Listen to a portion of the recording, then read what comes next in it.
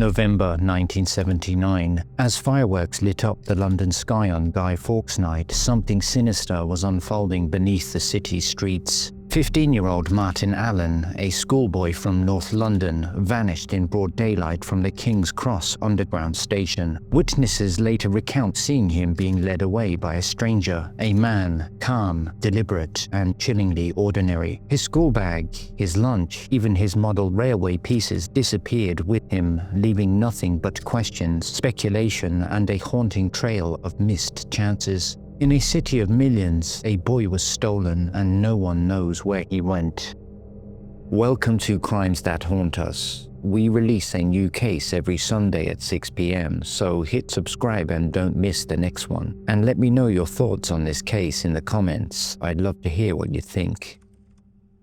Martin Duncan Allen was born on October 19, 1964 in Islington, North London, England, the youngest of 4 brothers in a working-class family.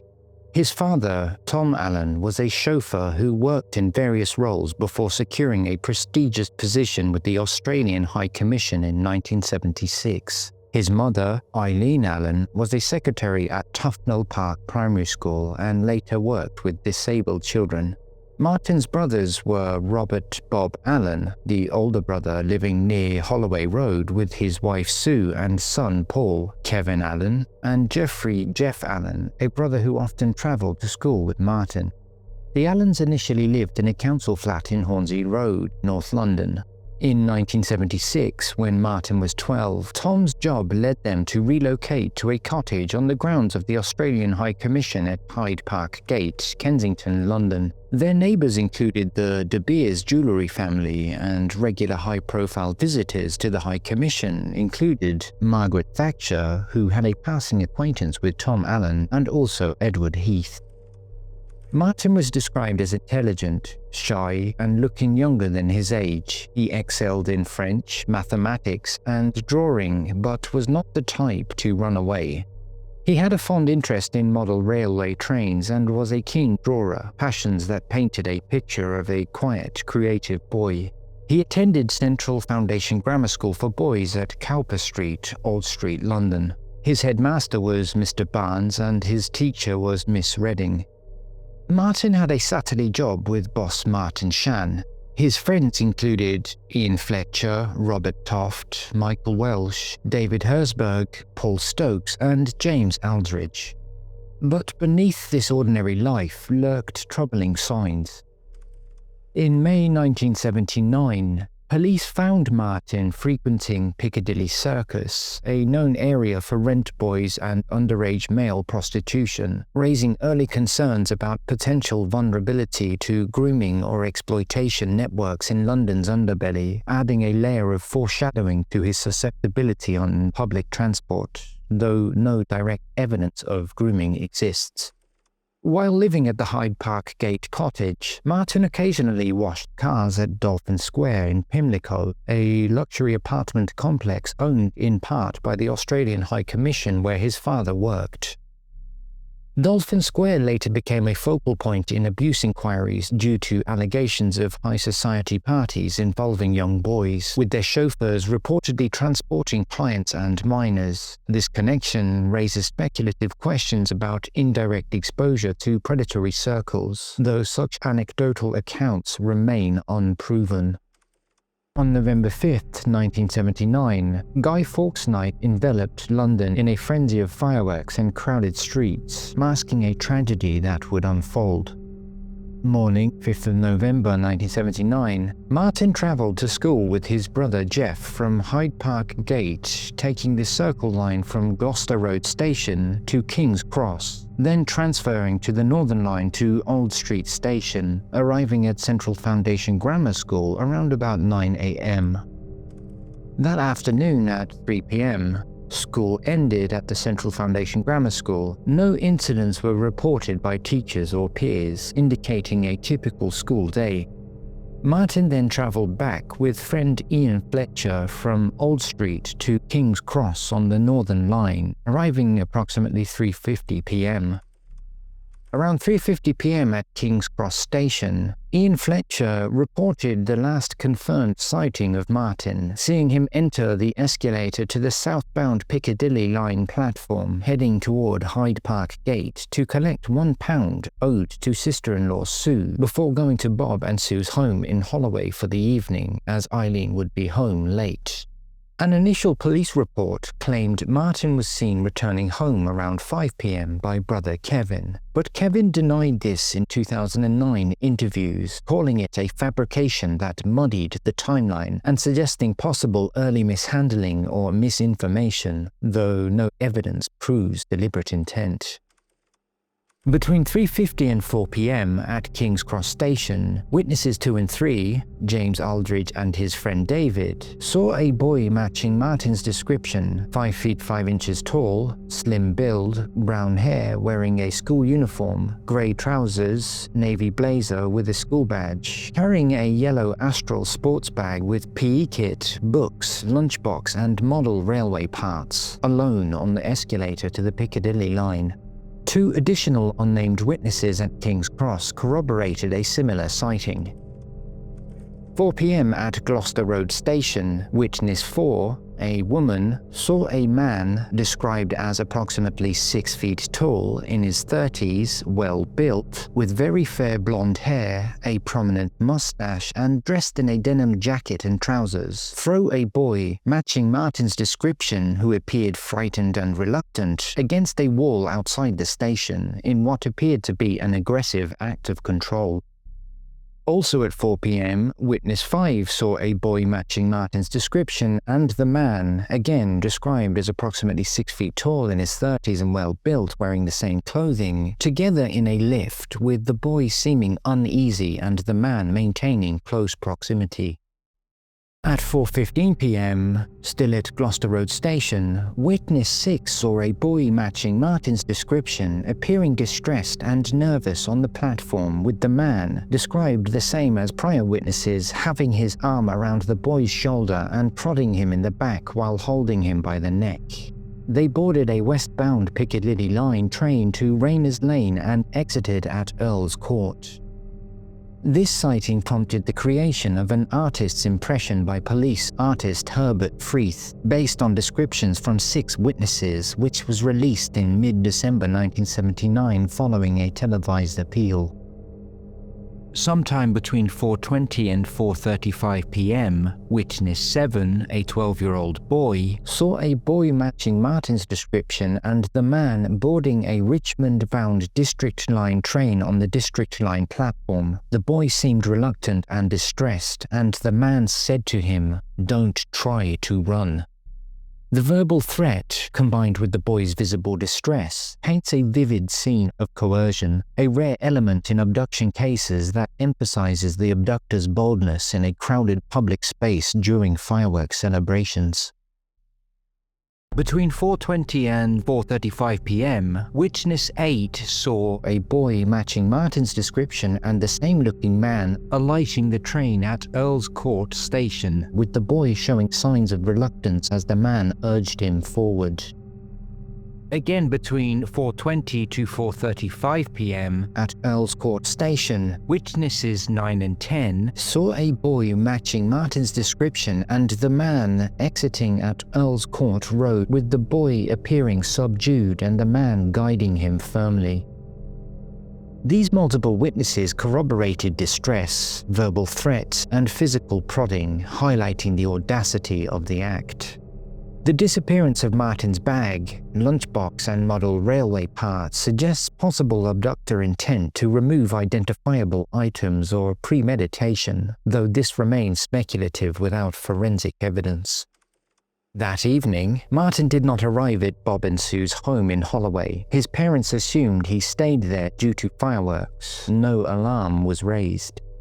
On the 6th of November, the following evening during dinner at around 7 p.m., the family realized Martin was missing, a 24-hour delay due to parents' assumptions that Martin stayed at his brother's home. Eileen called Bob, with Bob confirming Martin was not there. Then the family called the police to report him missing. The Metropolitan Police launched a large-scale operation, one of the largest missing persons inquiries in London at the time, involving multiple investigative units and a robust media campaign to solicit public assistance. The media campaign included urgent appeals broadcast on national television and radio, as well as articles in major newspapers such as The Times and The Evening Standard, which published Martin's description: 5 feet 5 inches tall, slim build, brown hair, wearing a grey school uniform with a blazer badge and carrying a yellow Astral sports bag. These appeals urged anyone with information about sightings in the King's Cross, Gloucester Road or Earl's Court areas to come forward, emphasizing the time-sensitive nature of the case given the public setting of the disappearance. As part of the initial response, police conducted a thorough 9-hour search of Martin's bedroom in the family's cottage on the grounds of the Australian High Commission at Hyde Park Gate, Kensington. The search, led by detectives from the Metropolitan Police's CID, aimed to uncover any clues such as notes, personal items, or signs of a planned departure that might indicate whether Martin had run away or been taken. Strikingly, the search yielded no fingerprints, not even Martin's own, which investigators found highly unusual for a teenager's personal space, typically rich with trace evidence. This absence of fingerprints raised early questions about whether the room had been tampered with or cleaned prior to the search, though no evidence substantiated such a theory. The lack of forensic evidence in the bedroom, combined with the absence of Martin's possessions, his sports bag, lunchbox or model railway parts, deepened the mystery and shifted police focus towards an abduction scenario rather than a voluntary disappearance. During this initial phase, a lead detective, whose identity remains undisclosed in public records, reportedly made a troubling remark to the Allen family, specifically to brother Jeffrey Allen, stating, "High-up people are involved. Stop talking or someone will get hurt." This comment, later recounted by Jeffrey in 2009 interviews, suggested possible intimidation to discourage family cooperation or public discussion of the case. While the remark has not been independently verified and remains unsubstantiated, it fueled speculation among the family and later investigators about potential interference by influential figures, possibly linked to Martin's father's employment at the Australian High Commission or Martin's car washing job at Dolphin Square, Pimlico, where allegations of high society parties involving minors later surfaced. The comment's implications were significant, as it reportedly caused the family, particularly Tom and Eileen Allen, to hesitate in pushing for aggressive media exposure in the early days, fearing repercussions. This hesitation, combined with the 24-hour delay in reporting Martin missing due to the family's assumption that he was safe at Bob and Sue's home amid the chaos of Guy Fawkes night, likely contributed to the loss of critical early evidence, such as potential additional witness sightings or transient clues in the busy King's Cross, Gloucester Road and Earl's Court areas. The fireworks festivities, with the crowded public transport and distracted commuters, created a challenging environment for immediate action, as police resources were stretched thin managing holiday-related incidents across London. In mid-December 1979, Witness 6 reported the Gloucester Road sighting, which occurred at 4:15 p.m., prompting the release of the artist's impression by Herbert Freeth, based on descriptions from 6 witnesses in total. The sketch, alongside identikit pictures, was circulated via national media and door-to-door in Earl's Court following a televised appeal, but no identification resulted despite eliminating 200 suspects. Between late 1979 to early 1980, the Metropolitan Police launched an unprecedented house-to-house search in Earl's Court, targeting every property in the area due to multiple witness sightings of a boy matching Martin Allen's description with the unidentified man at Earl's Court station on November 5th. Described as London's largest ever missing persons inquiry at the time, the operation involved canvassing thousands of residences, including private homes, hotels, and transient lodgings prevalent in the bustling Earl's Court area, known for its high turnover of short-term residents and proximity to major underground stations. The search aimed to locate Martin, his possessions, or the man described as approximately 6 feet tall in his 30s, well-built, fair blonde hair, prominent mustache, and dressed in a denim jacket and trousers. Over 50,000 individuals were interviewed, ranging from permanent residents to temporary hotel guests, resulting in 600 formal statements collected by the investigative team. During the search, detectives noted evasiveness from some residents, particularly transient hotel workers and individuals linked to underground networks, such as those involved in London's illicit subcultures around Earl's Court and nearby Piccadilly Circus.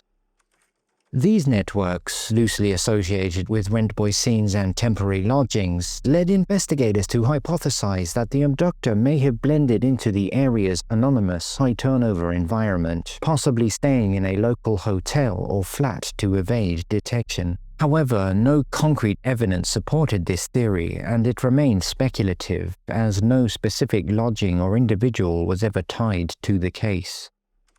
In January 1980, an 11th witness reported a man matching the sketch's description in a St. Helier, Jersey restaurant, but the lead went nowhere.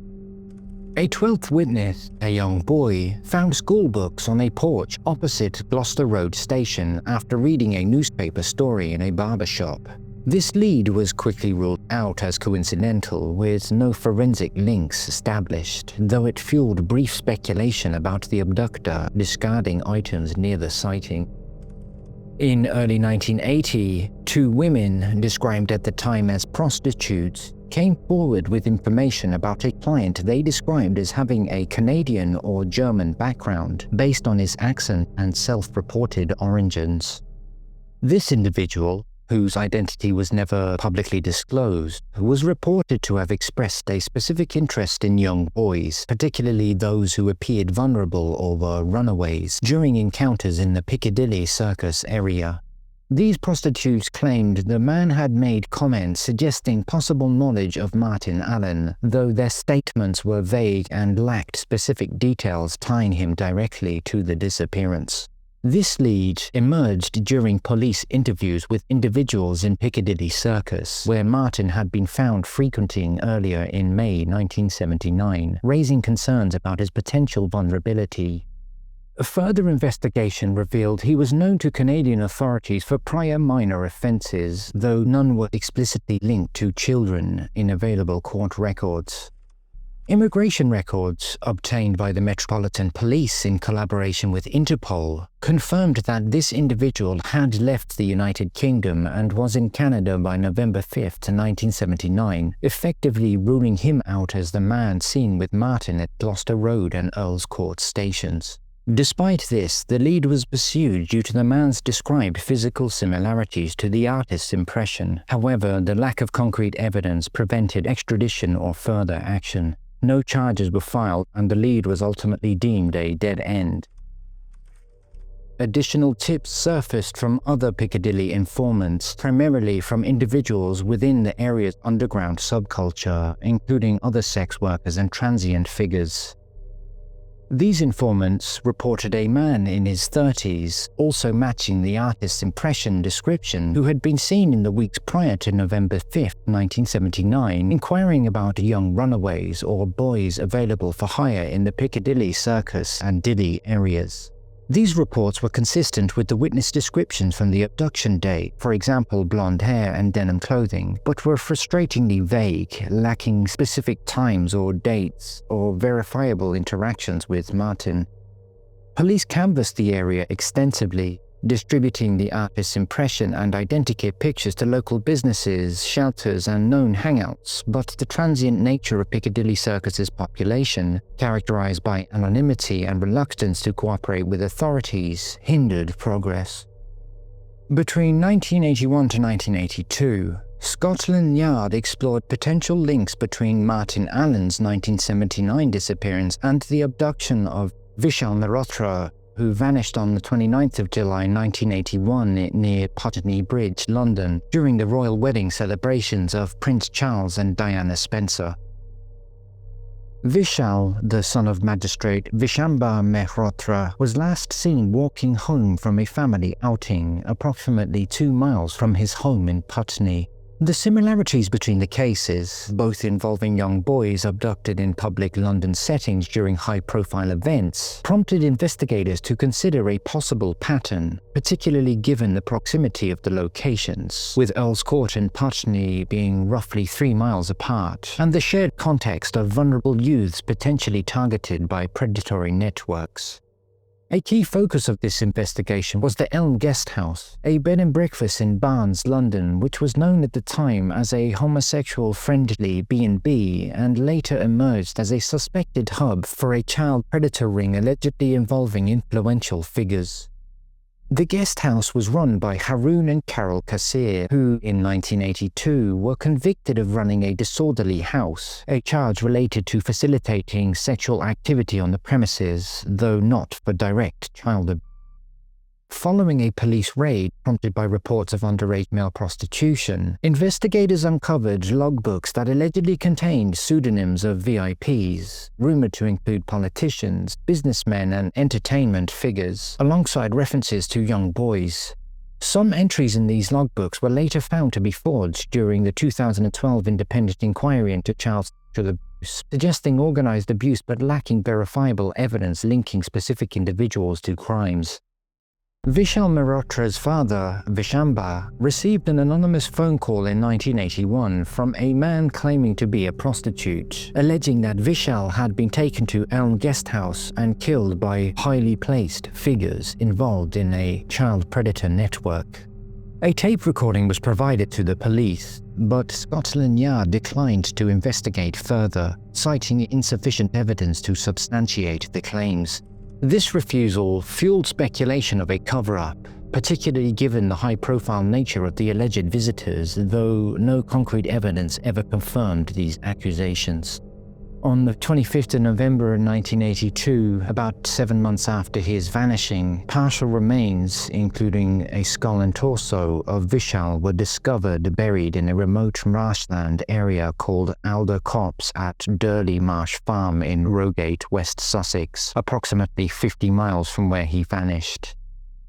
Later investigations would point to Sidney Cooke and his gang as prime suspects in Vishal's murder. Investigators also examined whether Martin Allen's disappearance could be connected to Elm Guest House, given its proximity of about 4 miles from Earl's Court and Martin's earlier presence in Piccadilly Circus, a known area for rent boys where similar networks operated. This theory was bolstered by Martin's tangential link to Dolphin Square, Pimlico, where he washed cars and where later allegations of pool parties involving minors surfaced, suggesting a possible overlap in predatory circles. However, no direct evidence, such as witness testimonies, physical traces, or logbook entries, tied Martin to Elm Guest House or confirmed his involvement with such networks. During the mid-1980s, Scotland Yard interviewed serial killer Dennis Nilsen, who was arrested in 1983 for multiple murders and was active in Muswell Hill during the period of Martin's disappearance. Nilsen, known for targeting young men and boys in areas like King's Cross, where Martin was last officially seen, was questioned about a possible connection. He admitted to cruising King's Cross for victims, leveraging the area's transient population of vulnerable youths, but provided no specific information about Martin and denied any involvement. Nilsen's methodical disposal methods, dismembering and disposing of bodies in drains or via burning, raised chilling speculation about why no trace of Martin was found, but investigators found no evidence linking him to the case. No charges were filed and Nilsen was ruled out as a suspect, though his proximity to King's Cross and predatory behavior added a grim parallel to the investigation's scope. In 1998, Merseyside police conducted a raid on the home of a convicted child predator in Liverpool, prompted by an anonymous tip suggesting the individual may have been involved in additional offences or possessed evidence related to unsolved missing children cases. This offender, whose name and full details remain withheld from public records to protect ongoing sensitivities and legal privacy, was already serving a sentence for a prior child predatory offense unrelated to Martin Allen. During the search of his residence, officers uncovered a makeshift shrine dedicated to Martin Allen, consisting of newspaper clippings from the 1979 disappearance coverage, printed photographs of Martin, likely sourced from media appeals, and handwritten notes expressing obsessive interest in the case. The material spanned from the initial 1979 reports to later anniversary stories indicating the offender had followed the case for nearly 2 decades. Police questioned the offender extensively about any knowledge of Martin's fate or involvement in his disappearance, but he provided no incriminating information and denied any direct connection. And without physical evidence, witness corroboration, or forensic links, the lead did not progress to charges. This offender was released without further detention related to the case, and the shrine was catalogued as part of the broader investigative files. In 2005, the family made a public emotional appeal on the 26th anniversary of Martin's disappearance, seeking closure, but no new developments resulted. In 2009, the Metropolitan Police informed Martin's brothers, Kevin and Jeffrey, that the core files, including the artist's impression, were destroyed in a flood. That same year, parents Tom and Eileen, ages 85 and 81, made another public appeal on the 30th anniversary, conceding no hope but urging information for closure, with DCI Tony Nash calling the case truly baffling.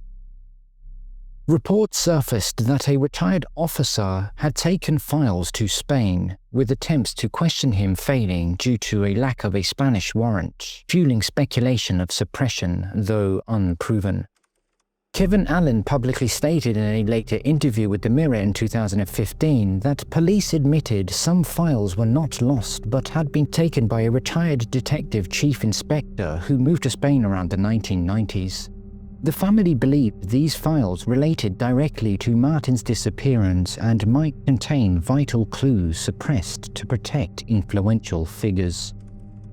In 2012, Martin's father Tom Allen died, never knowing what happened to his son.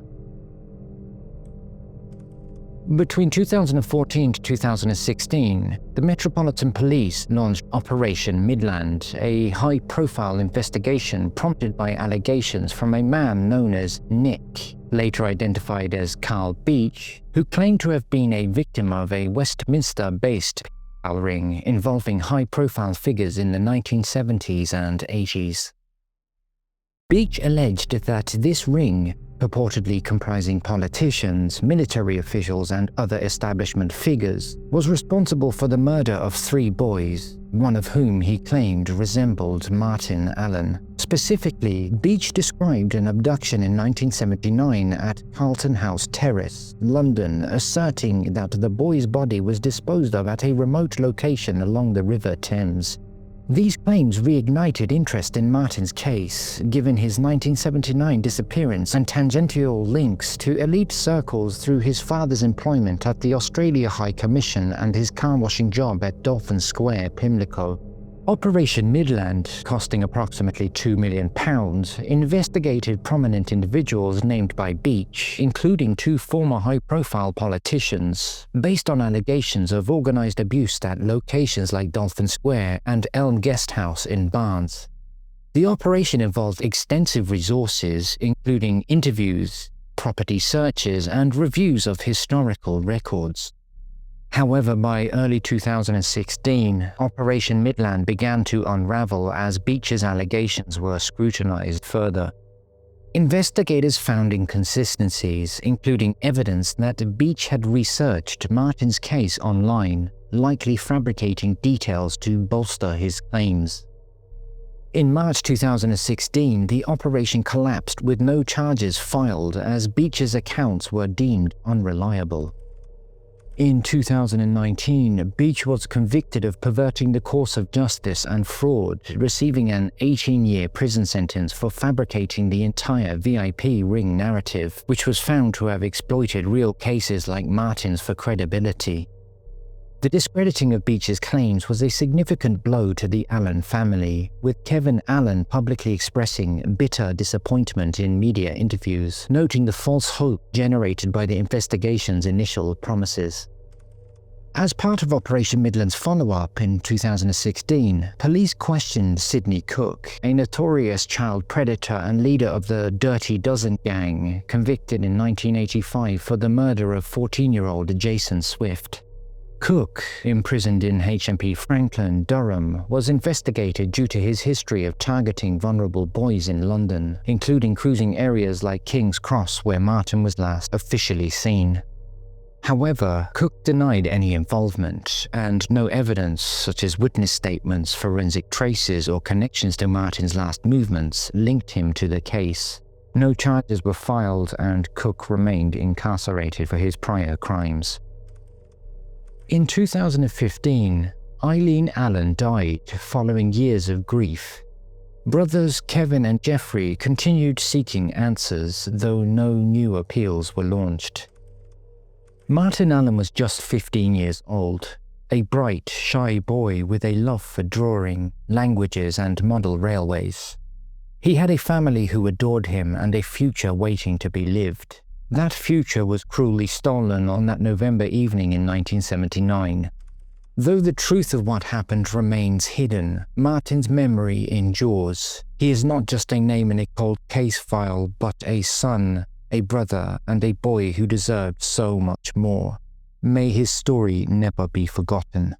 Thank you for watching and listening to Martin's story. Please feel free to add your own thoughts, comments, and theories down below, and we'll see you next time.